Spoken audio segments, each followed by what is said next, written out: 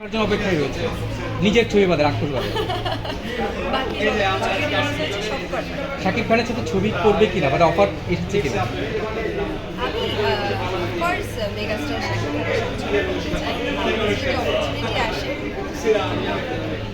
সিয়ামকে নিয়ে একটু বলো, সিয়াম কেমন ছিল?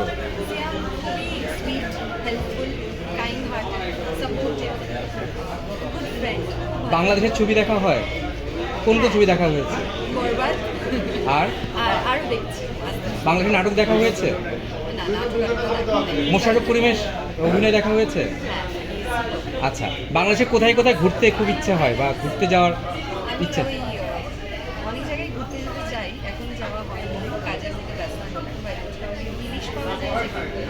মামা, আচ্ছা, তোমার কোন দিকটা সব থেকে আকর্ষণীয়? নিজেকে কি মনে হয় যে কোন জিনিসটা তো সবচেয়ে আকর্ষণীয়? মানুষ পর্দায় তোমাকে দেখে হাঁটবে, চোখ, নাক নাকি চুল, কোনটা?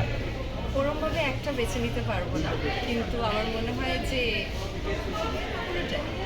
তোমার ড্রেস কি তুমি নিজে ডিজাইন করো?